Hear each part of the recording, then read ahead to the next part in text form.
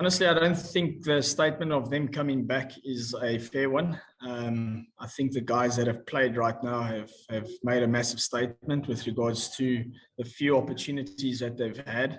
And I mean, ultimately, it was for us to give those guys opportunity to see what Test cricket's almost about. But in saying that, we have got a decent batting pool going forward now.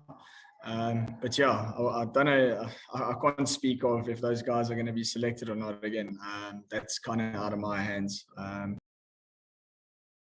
So, which players do come back in? Those were the words from Dean Elgar. Which players do go back into the South African Test side after they come back from the IPL? That's the question that we're going to be asking today and answering today.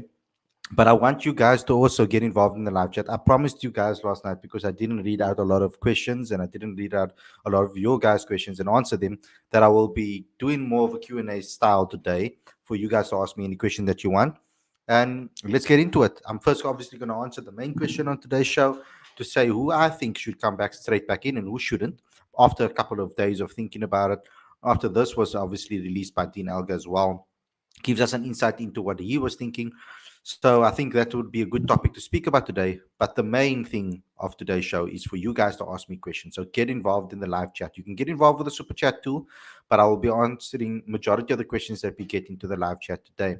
If you're new to this channel and it's the first time that you're here and that button is still red, please click it and click that notification bell for all future videos. Also smash that like button, comment, share, subscribe, click that notification bell for all future videos, of course, as you know. And become a patron today. The link is on the screen as well as in the description. That's how we keep things going. That's how we can improve consistently, guys, and get better and better and better as we go along. Also, download the latest issue of Cricket Fanatics Magazine. Every issue is 100% free, straight to your inbox every single month. So go ahead and do so right away. So without further ado, guys, let's get straight into today's video. I'm excited to hear what you guys have to ask me.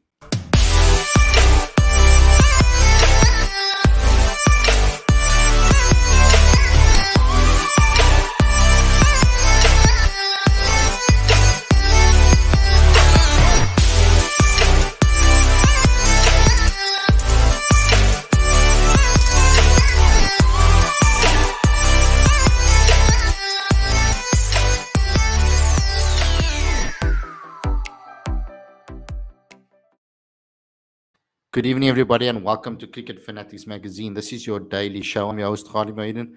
This is the show where we talk about all the major talking points in South African cricket. Now, I've made the main headline about the IPL players to return into the Test side. Now, I know the South Africa's domestic season and South Africa's local season has ended.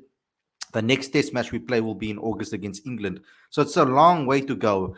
But based on the circumstances, based on what Dean Elgar has to say, for me personally, I would allow the bowlers to come straight back into contention for that position. And the batters, I don't think that they should get given an opportunity straight away. I feel like they almost need to earn it back again. I do feel that the current batters that have performed for South Africa recently have done exceptionally well and continued their form from India into this series as well. So I do think that those players deserve the spots, particularly Cyril Earvier has put up his hand, and Keegan Peterson, we know, number 3. But Temba Bavuma in that number 4 spot, I'll feel a little bit uneasy about moving him, because I think he looked very comfortable in that number 4 position. And the way Ryan Rickerton looked on his debut and etc., and the way he batted in this Test series, I was impressed with him in patches. Yes, there were occasions where he threw his wicket away. Yes, there were occasions where he's still trying to learn to play less shots maybe, or trying to shift his game or tailor his game to the current Test arena, because it won't be the same as what he did in domestic cricket. So I do believe that he needs an extended run. So I think the same thing about Kyle Verreynne too. I think Kyle Verreynne has shown that he does have the capabilities. Obviously, scoring 100 already in difficult conditions in New Zealand, it's a very good achievement in your first couple of games in Test cricket. So, yes, he hasn't been able to continue that necessarily within the other games that he's played, although he showed flashes of brilliance in that 39 not out that he scored. I was hoping that Dean would have waited a little longer and allowed him to actually get that milestone. Although that not out obviously boosts his average, it will boost his average a hell of a lot. But other than that, I think it would have been nice to have 150 to his name at this beginning stage of his career. But nonetheless, that didn't happen. So me personally, I think those guys should come back straight into the side. His majority is the bowlers. I do think it's going to be a toss up between Marco Jansen and maybe Vian Mulder for an all-rounder bowling position. We're not 100% sure which they're going to go with. And here we have Aditya coming to join us. Welcome to the show, brother. I thought I was going to be alone, and it's great to see you.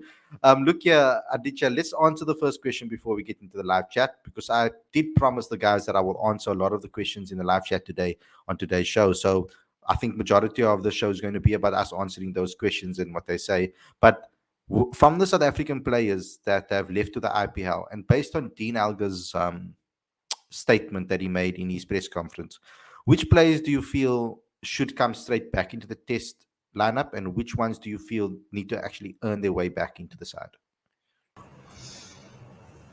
All of them should come back to the test lineup, because if you're using the current test form as an indicator of whether or not they deserve a place in the test team, that's a separate issue.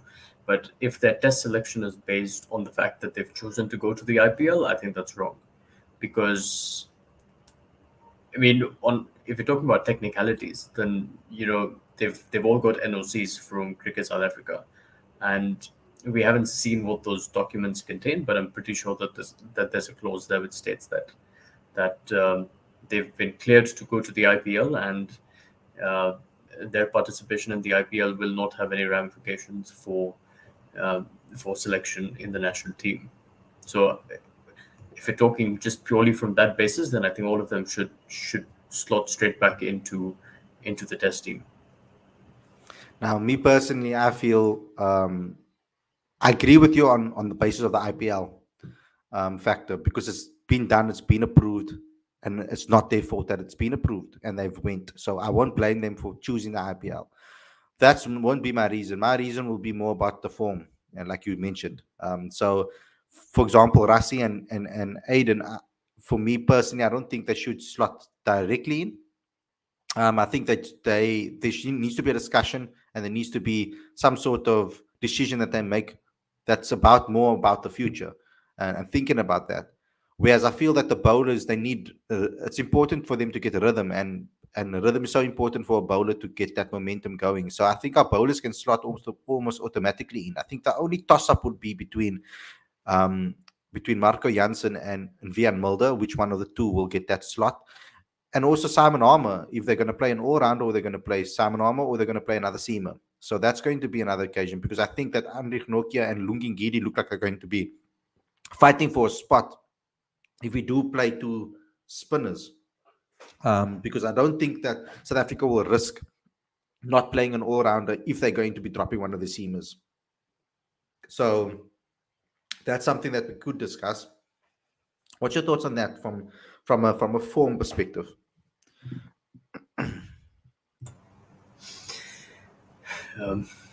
Yeah, look, I think between Vian Mulder and Jansen, it's a tricky situation. I think that, and it would depend a lot on the opposition as well, right? And the nature of the wickets that they're playing on, because Vian Mulder has been quite exceptional with the ball, and I think he scored 30 or 33 in the second innings of the Test match.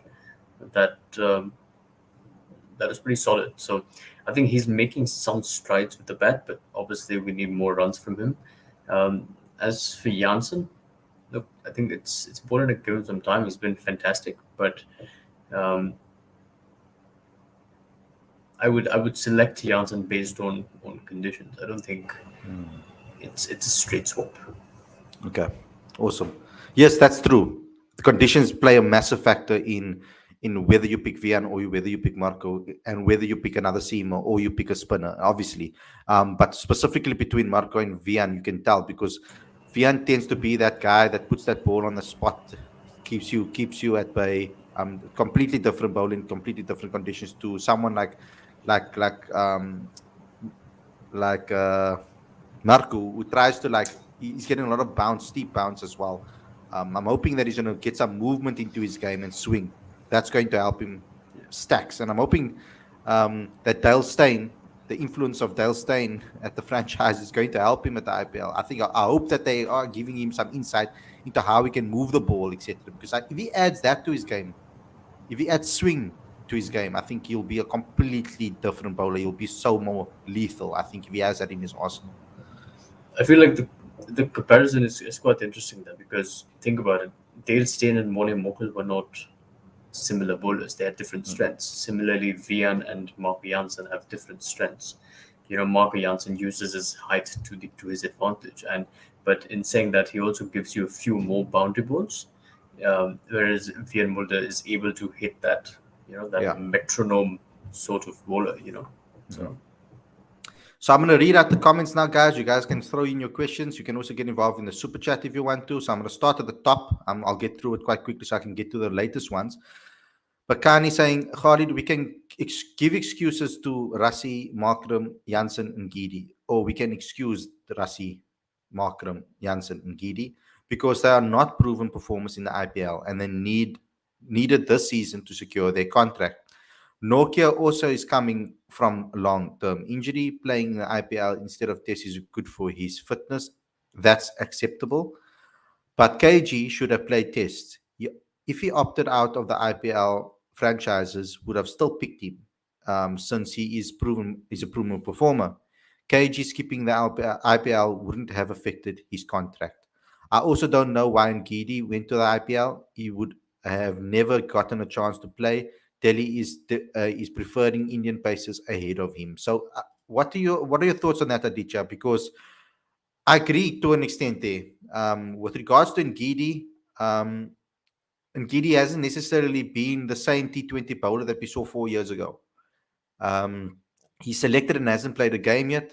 So it is quite sad to see that. But yes, that team is very talented and they have a lot of good bowlers.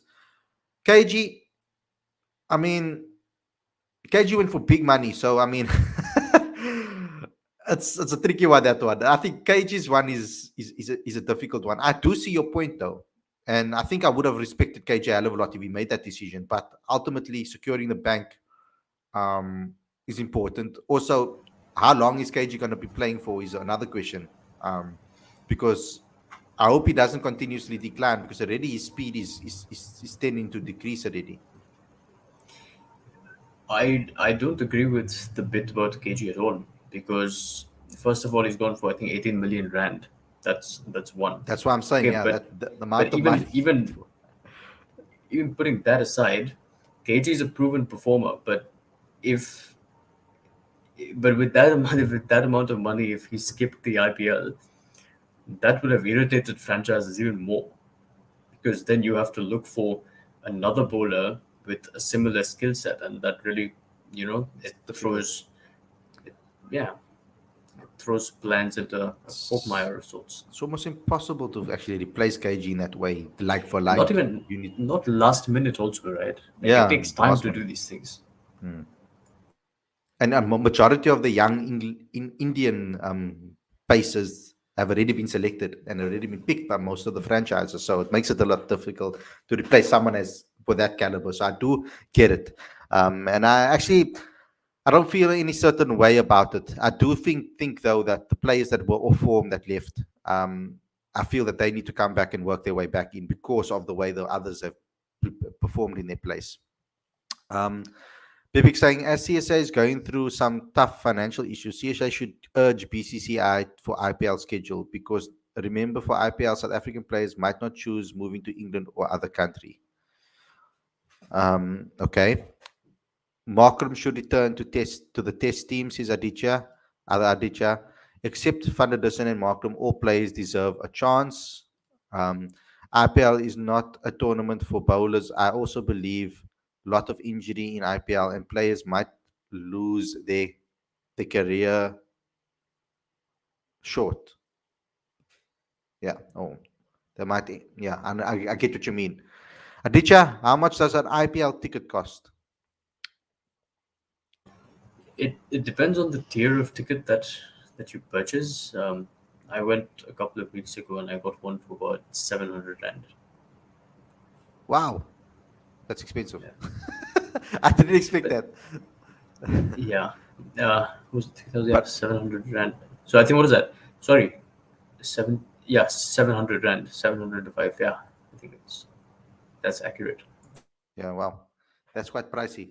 But I'm thinking about a cricket match of okay, but we don't sell out stadiums, so it's a different ball game. But I mean, certain concert tickets when like Ed Sheeran and them come down to South Africa, that's how much we pay for concert tickets, close from between 700 and 1,000 or 500. But So there are also there are different yes. tiers of tickets, right? Like I was in the Sachin Tendulkar stand, and Oh, that no was wonder. because of the but because of the 25% capacity, like there were Yeah. only certain sets of tickets available, and this was that. But I think you can also get a ticket for like 100 rand or 200 rand as well. Marketing based on form cannot come back at this point. Werner, lowest ticket of IPL costs $13. Is that correct? $13. Okay, not too bad. That's about 150, Yeah, 150, 200 rand. Yeah, that's yeah. not too bad. Um, if my maths is correct. Good question, Werner. Now in 2012, I've seen a game that cost 450 real. Is that real, right? Indian rupee. Sorry, Indian rupee. Minimum tick. Can't believe I said. Minimum tickets now it might cost more than 1K. That also depends on the location where the game is happening. Bangalore games are more. Oh, is Bangalore games more?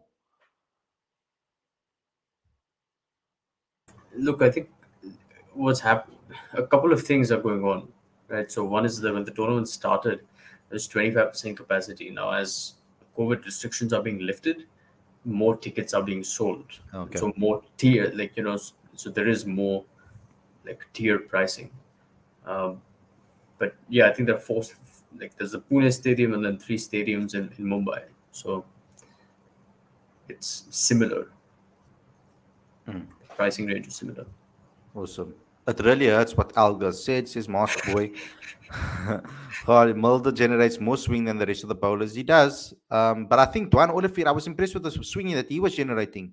So perhaps he has changed his game, Aditya, because I was watching that ball swinging in St. George's, and maybe that's why he was so successful there at the for the Lions.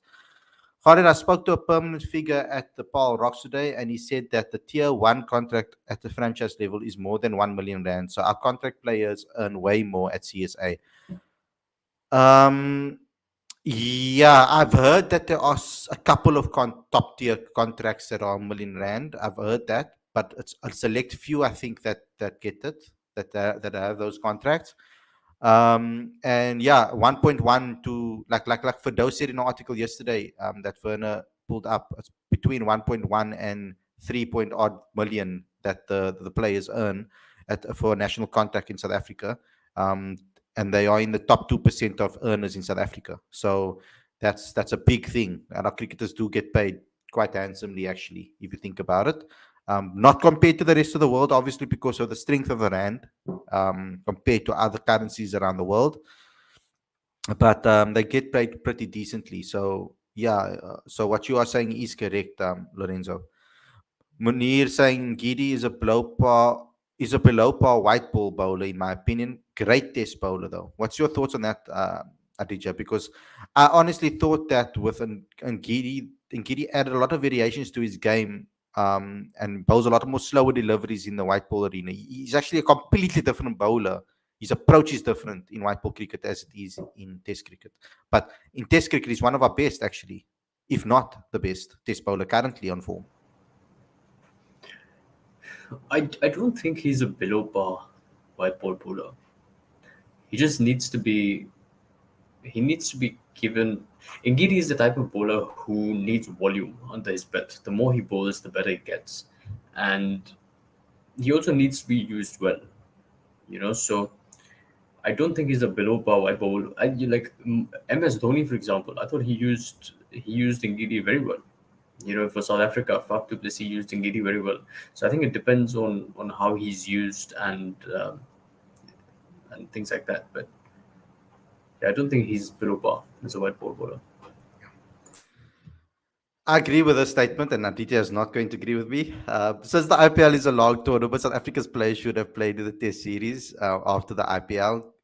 Country should always come first. I think there could have been a discussion with certain franchises, and I'm sure franchises would have been able to say, "Look here, we're not going to probably play Rassi or Aiden or whatever the case may be in the first 2 weeks of the tournament or 3 weeks of the tournament or the first week of the tournament.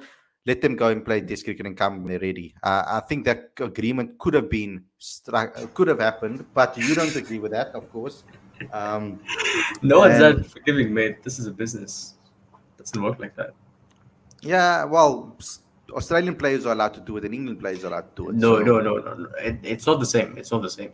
It's not the same because see, here's the thing: when Australian, when the Australian players they came late to the IPL, that was communicated a long time in advance, like but that's almost what I'm 6 months in saying. advance. But the But players that's what didn't I'm have a say in that, so that the Australian Cricket Board they have the power to do that. They can say that no NOCs can be. Glenn Maxwell was out of quarantine by I think the 4th of April, and he could have. There was an RCB game on that day, but he couldn't. His NOC kicked off on the 6th. He could only play after that. So that's the board saying that this is what we're going to do, and that was communicated way before the auction. If South Africa wanted to play the test players, wanted their players to play the test series, they should have made that stand a long time before the auction. Yeah, that's what I'm And you saying. can't leave You that to can't the make the players. stance. You can't make the stance after the ocean. I agree with Yeah. you. That's unfair. And also the That's wrong. players. Don't bring the players into this. If there's someone who's taking a stance, it has to be the board.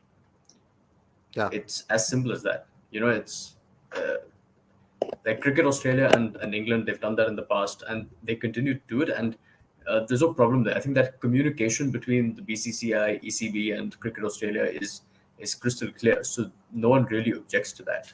But if after the auction, after everyone's plans are made, you bring up a test series, then it doesn't really work. Lorenzo Bailey saying, "I'm sorry, but Markham should have stayed and played in the Test series. It would have been a perfect opportunity to kickstart his international career. Now he's behind Rickerton in the Test arena." And I agree with that, actually. I do think, I did say that at the beginning. I said, I feel that he should have played this Bangladesh series. I think it would have done a world of good for him. But unfortunately, we know the situation. I did just explain it quite clearly right now as well. Harley, Tristan Stubbs, and Yanaman for the T20s in June. Well, Yanaman will already be in, and I know Dex, you're a big fan of Yanaman. Nobody disputes that he should be in the squad. I think he does deserve to get an opportunity, maybe to play in the T20s as well. He's only been really playing a lot of one-day internationals. It would be interesting to see him in action. But I would like to see Tristan Stubbs definitely getting included into the squad. Khalid, even commentators mentioned the fear of failure is the reason of Mulder's form. Yeah, and that's what I mentioned before. I know Mulder to Vian quite well. I've watched him through his career, and when he is confident and when he is confident and his self belief is going, he's a really good player. You can see it in his body language, and I watched his body language, particularly when he went out. Um, I could see that. I could just see it in his body language and in his facial expression that he was distraught and he looks like he's under a lot of pressure. So yeah, I do think that he needs to get out of his head and just focus on his instincts and play instinctively rather right now while he's trying to get his form back, because I think he's a little bit overthinking things. He already told us in one of his interviews, actually, front cover of the magazine, not so long ago, guys, go read that issue. He speaks about it. He speaks about himself being an over-analyst of certain things, a scientist of cricket, actually call him, because he tends to overthink things a lot and go into details and watch and overanalyze and watch footage. And so I think he needs to maybe just step back and go back to the reasons of why, go back to the original Vian, what made him successful as a youngster coming through, and go back to those principles. This year, IPL matches happening only in Mumbai and Pune. Previously, IPL games happening in Bangalore location, where tickets much costlier than Eden Gardens, Kolkata. Aditya? Well, they're happening in Mumbai and Pune because all stadiums in the area can be traveled via road. So it's more of a COVID thing. But if you're talking about cost, then I'm not sure who does that, whether it's the state associations that decide what the cost will be, or whether it's the IPL council. So I'm not entirely sure. Interesting point. People say, are you expecting T Stubbs in the IPL next year? I don't think that Tristan Stubbs will get an IPL contract until he plays against India or he plays in a tournament that the India scouts are watching. I think that's how they tend to pick them up. Generally speaking, when a player does do generally well against, unless a South African coach or someone involved calls for Tristan Stubbs to be picked that knows him well. And I think that's the only way you see someone like Tristan Stubbs get picked in the IPL. So the thing is, a lot of the a lot of the IPL franchises have got their eyes set on domestic players virtually everywhere in the world, and I'm pretty sure that Tristan Stubbs is in that list as well. But if a Stubbs to really make an impact, he's either, like you said, got to play against India, or he's got to play another tournament. Like he's got to play the CPL, for example. If he makes an impact in the CPL, then perhaps Yeah. he could line up for an IPL contract. Any of the major tournaments, that's what I'm saying. Yeah. So at the moment, he's only really performed in the local domestic tournaments like the CSA T20 Challenge and the knockout competition. He hasn't necessarily played MSL and those type of things to really put his name on the map yet. So I think he needs to play a couple of tournaments, and maybe even if he gets into that team to play against India, that would, and he does well, that would immediately put him on the radar of the IPL, I feel. Lorenzo Bailey, Harley, to be honest, a person earning 500k in South Africa lives a comfortable life, new car, modern house, and at least one nice holiday, I think you think, per year. So for me, greed will always set in when it comes to playing the IPL. Ferdy Rasmus saying Gidi dropped a lot of pace. Started off bowling in low mid 140s. These days he bowls low to mid 130s with a plenty of slower deliveries. He just has to ensure that he doesn't become too predictable. And I agree with that, because those slower deliveries were added to his game because of the white ball T20 cricket. He started adding those deliveries to his game in the IPL when he played IPL, when he played T20s, and he played T20 cricket a lot more, and for South Africa as well. I thought that's when I started to see those variations getting added to his game.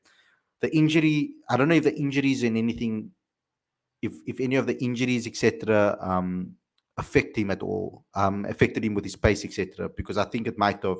I do know that when I met him to when I saw him a year or two later, he picked up a lot of bulk. He was a lot leaner when I met him right at the beginning when he's 1920. Then he got a serious injury and he was out for quite some time. And then he made his return. And the more he got injured, the more weight not weight, but muscle mass and weight he picked up. So unfortunately, that's the case with Ngidi. For me, when I saw him in the beginning, he was a lot leaner than he is now. I agree, Rickleton ahead of Markram, says Munir. What is your thoughts on that?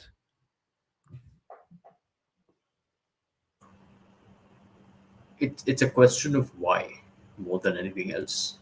So why are you picking Rickleton ahead of Markram? If it's current form, then if it's current form, or the fact that you need a left-hander in the middle order, by all means go for it. If it's that Rickleton played the Bangladesh series and Aiden Markram did not, then I don't think that's the right reason to pick Rickleton ahead of Markram. But then my other question would be, is Markram competing with Rickleton, or is Markram competing with Sarah Derby?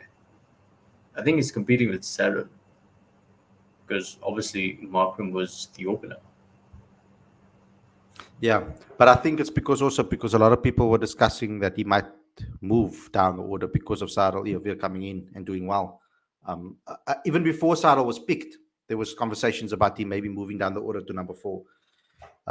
So those discussions have been had around the country recently. Holly,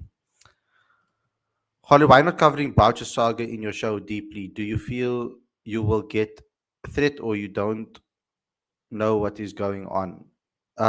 Nothing's happened yet. That's why I haven't covered anything. Simple as that. He hasn't had his hearing yet. I really think SA need to move away from these up and down bouncy wickets, as it's only making our batting weak. And to be honest, it makes us very one dimensional. Versatility will win us more games through.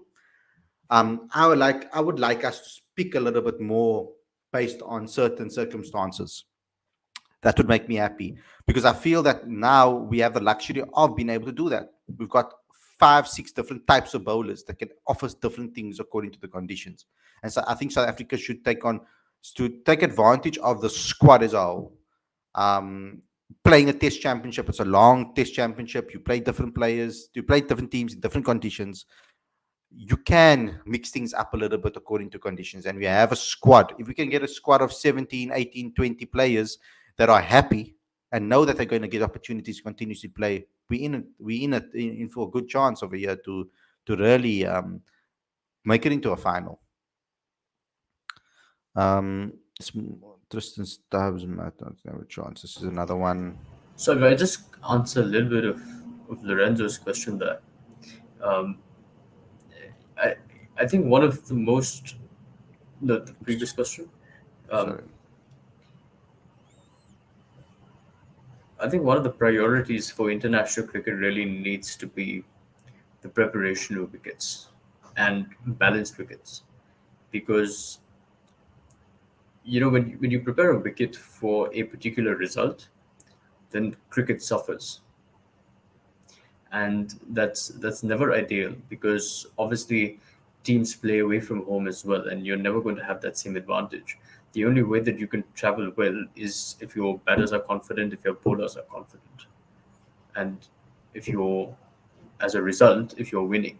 So I totally agree with the fact that there needs to be more balance in the sort of wickets that are prepared. And I say this not only for South Africa, but for India as well, and the rest of the world. Personally, I feel like preparing rank turners that spin square from ball one doesn't help India at all. And there needs to be balance in the way that wickets are prepared. Khalid, where do you think Aiden should bat in T20s for SA, opening or number 4-5? I think 4-5. He's batted there now recently. He did well in the World Cup in a tough condition, in a tough situation, highest level. He played in the World Cup, batted low down the order, and did really well. So I would like to see maybe Janaman open the batting in the future. What do you think about the future of Linda? Does any chance of playing for the Proteas again? He was treated very unfairly after performing very good. And I do agree with that 100%. I think that Linda was undone by. I think that he did deserve more opportunities. He did do well in India. He did do well in the subcontinent when he played for South Africa. And I do believe that he could have been that person for South Africa down the line. But with the performances of Keshav and Simon currently, it's going to be very difficult for George to take their spots in that lineup. The only way I feel he does is if he can score massive runs consistently. I think that will eclipse him above them too. Not Maharaj, but I think Simon Armour. So it's going to be difficult for Linda to come back into the squad, especially in white ball cricket. I thought he was all done by. I thought that he could have been selected as an all-rounder in the World Cup ahead of Vian Mulder, maybe, because I think that spin would have been more valuable to South Africa in the tournament. So it depends on what the conditions are. It depends what we need. And I do believe that in white ball cricket, George Linder should be ahead of Keshav even, I feel personally, in my opinion. I think in white ball cricket, he should be, but Keshav is vice captain and he adds a different element to the team environment. Sometimes teams and squads and coaches pick players not only because of their stats and how good they're doing, as well as what they add to the team environment, as well as what they add to the team mentality. And lots of coaches have told me that in the past that I've spoken to. I've spoken to quite a few coaches in the country, and a lot of them think like that. They say sometimes they have to drop maybe a player that's doing well for some, or if it's equal. If the two players are similar or one is a little bit ahead, sometimes they go for the guy that's a little bit below just because of the extra added value that they add to the squad. Okay, I don't know about that, Dex. Harley, do you think it would be good for CSA to rebrand Mzansi Super League? For me, the Global T20 League, I prefer the Global T20 League's concept. getting the Indian investors involved in everything. I thought that was a brilliant idea. It built relationships with people from the IPL that knew how to run a successful tournament. It would have given us everything that we needed, the right mentality, the right mentorship to build the perfect tournament. I think that the concept of the Global T20 League was really more attractive to as well to the rest of the world, even though Mzansi gives us the local flavor feel. I do like the Mzansi Super League's concept and the way we've done it. But if they can include similar things that they did for the Global T20 League, like for example, getting powerhouses in cricket like Shah Rukh Khan and Priti Zinta to get involved with clubs. I mean, that's to get involved with franchises was a massive pool. There were some major Indian construction companies as well that were involved, and I thought that was an excellent way for us to set up a tournament and learn from it from people that have run successful tournaments in the past. So I agree with you, Lorenzo. I do think that we could rebrand it and change our mentality when it comes to that. But then again, money, money, money. And also, I think for a T20 league to run successfully, it needs a certain degree of management, and I feel like there was way too much controversy after that massive launch. But I think it happened overseas, I believe, didn't it? What? Where all the owners went overseas, and there was this massive announcement that the Global T20 League was going to take place in South Africa, which was all great, and there was plenty of hype around it. But then, I think I mean, when you're running a league, people don't like controversy. each You gotta individual minimize. franchise, Aditya, had a massive launch with the names and the logos. I mean, Priti Zinta with the Monarchs, they changed their name to the Kings, and she had a whole launch with the reveal and everything. I was there at that particular event, and it was massive. It was at the I think it was the Val de Vie. It was at a proper a massive estate. It had made a lot of foods and interviews. I mean, even celebrity guests, all of that was there. So it was a massive event compared to the I Mzansi think Super League launch was like, Faf du Plessis was announced captain. Stephen Fleming was coach. no, it was ridiculous. Ridiculous. Yeah. I was so excited about where it was going. Really, it was heartbreaking when it ended, when it crashed and burned. Dwayne saying, "Come on, guys, hit the like button, let the channel grow." Yes, guys, smash that like button. Listen to our fans, guys. Smash the like button. You're the king, Dwayne. You're the king. Dick saying Eric Ten Hag. Yeah, hope it comes through. Hope it's gonna happen. I'm excited about that one. Dutch man, I love Dutch managers, etc. And I'm a big fan of Ajax. So yeah, never mind. Simply say Keshav, but he's not a quota, so I'm not going to even get into that discussion. Young gun. Khalid, who's going to win the World Cup at Qatar? Whew. South Africa. Woo. I can't go against anybody else, guys. It's a South African channel. Linda closes his own books. He said he can't go to New Zealand as him and his wife will go on honeymoon, yet he played the T20 stuff. And he still, though, that's to say, if they don't pick me, it's fine. That's not what happened, guys.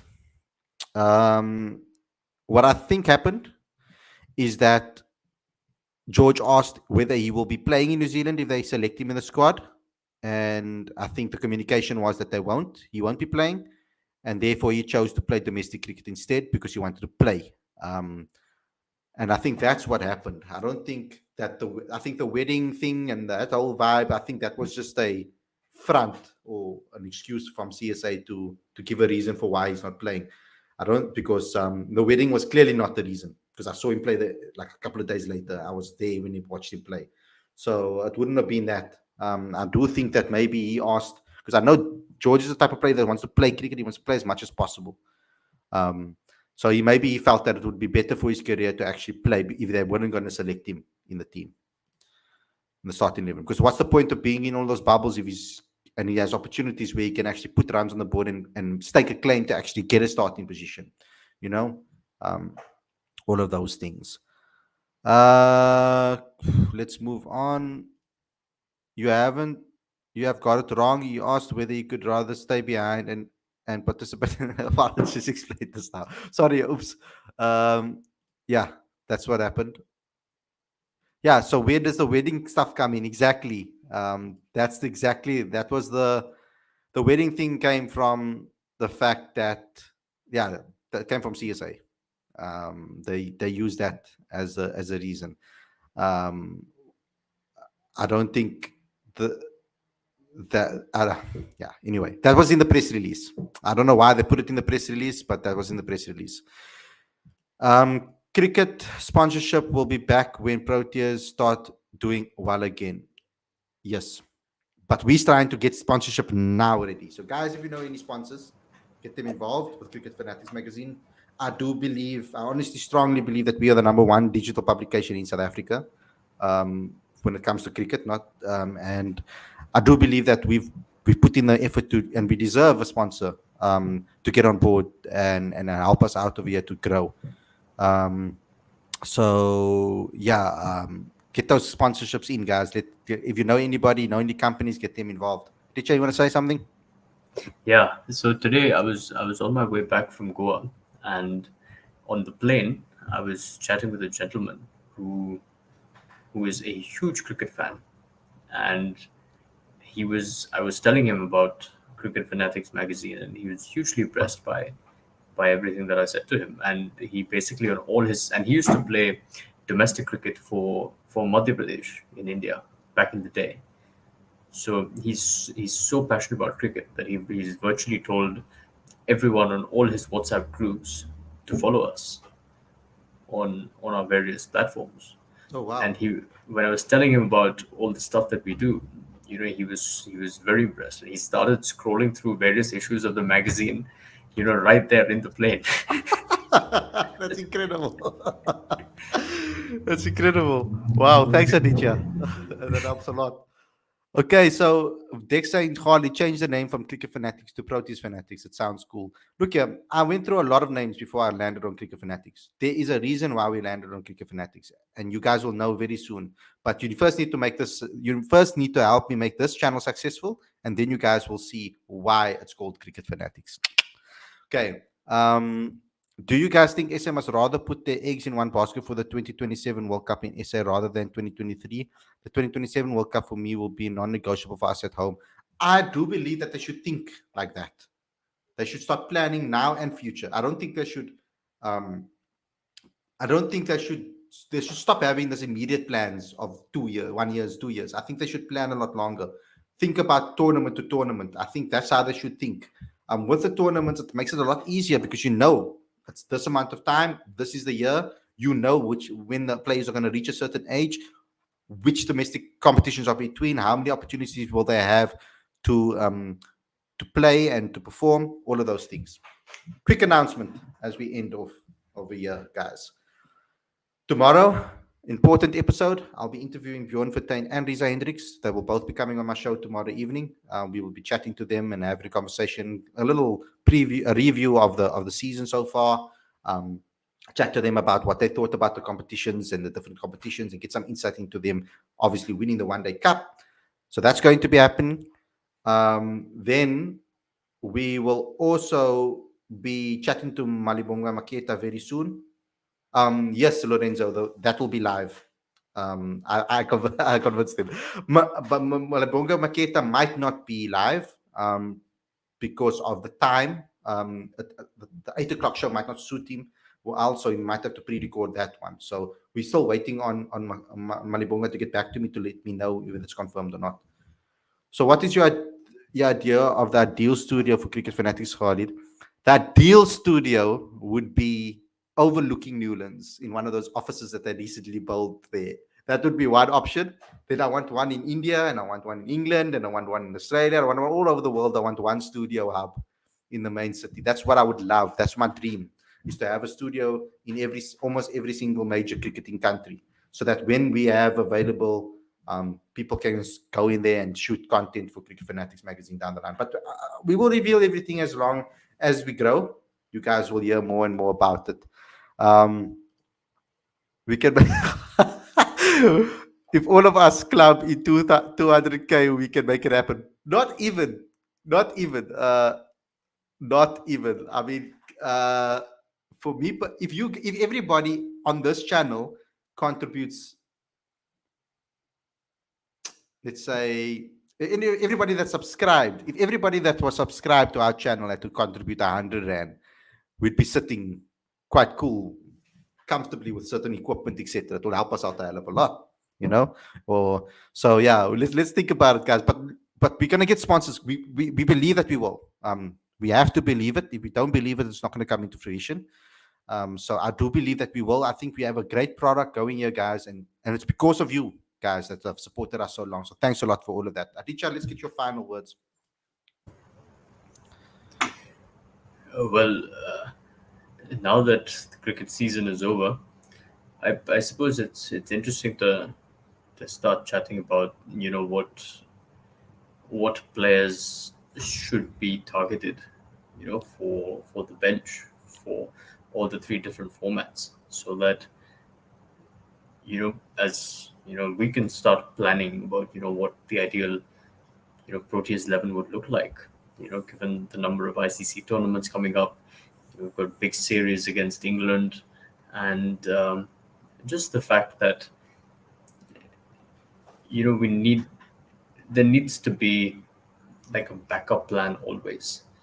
We should, like, South Africa should never find themselves in a position where the absence of a few players creates the sort of controversy that it has this summer.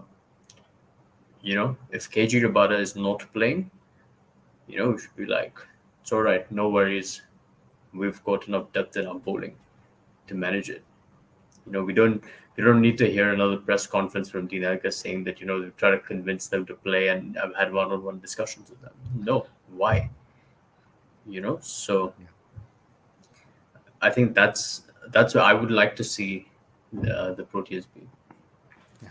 And Lorenzo, look here, we've got so many things planned for this business. You don't even want to know half of it. We are like at the beginning of everything. But unfortunately, a lot of the things that we need to put in place, we're gonna we need money and capital to do so. A lot of the things that I have planned for this business, you guys will see it happening, and I'm happy that you guys will be part of the journey and growing with us, because as we go along with this, you guys will come with us, and you will grow with us slowly but surely. The first, so now my question is, is this the first time you have said it, your dream out loud, Khalid? Because that should get you even more excited and pumped up to get things rolling. It's not the first time I've said my dream out loud. I mean, me and Aditya have spoken about it. Actually, Aditya is the one that knows all my secrets with regards to this company. So you guys can probably threaten him to get the answers. Don't torture him too much, though, guys. Don't. Lord. Okay, guys, thanks a lot for tuning in. I hope you guys enjoyed this episode. Don't forget to smash that like button, subscribe, click that notification bell for all future videos. Don't forget to download the latest issue of Cricket Fanatics Magazine monthly. Every issue is 100% free, straight to your inbox every single month. Link is on the screen as well as in the description. And if you want to help us on our journey, become a patron today. We've got 10 patrons currently. We're looking to go to 20 before you guys get exclusive content. So go ahead and become a subscriber of the Patreon account. You can choose a tier anywhere, any range, any money that you want to spend. It's up to you. Guys, thanks a lot for tuning in. I loved all the questions. Don't forget to... do you need lip? Vern is full of jokes today. I love it. Thanks a lot for tuning in, guys. I hope you guys enjoyed this episode. Thanks to Aditya for coming and joining in on the stream. To all the fans that have watched, thank you very much too. And we'll see you again tomorrow with another daily show. As I said, be ready for Risa Hendricks and Bjorn Fortuin. Looking forward to having both of them. They good friends as well, so it's going to be, I think, a good banter session between the three of us and you guys in the live chat. So yeah, looking forward to seeing you guys tomorrow. Take care, everybody, and enjoy the rest of the evening. Peace.